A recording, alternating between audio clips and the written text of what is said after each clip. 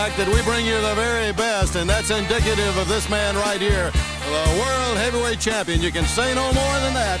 Nature Boy Ric Flair. You know, Bob Caudle, it's amazing to me that the intelligence level of these fans could be so low as to be insulted by a rabbit fur being called pure coyote. It's amazing what they can do in these shops these days. Now you look at Ric Flair and you wonder, Bob, how do you measure the success of a man? Do you measure it by the clothes he wears?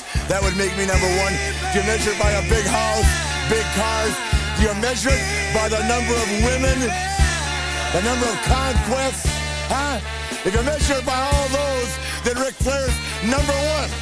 Aside from the fact that Bob Caudle, I can lift this up right here. And whether you like it or not, you gotta know well that I'm the best there is in professional wrestling. You insult me and you insult my family. You talk about great wrestlers. You gotta talk about Ole Anderson. You gotta talk about Arn Anderson.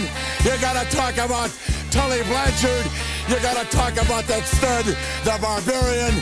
You even gotta talk about the Koloffs, guys I don't like, but they're qualified athletes. You don't talk about the Rock and Roll Express.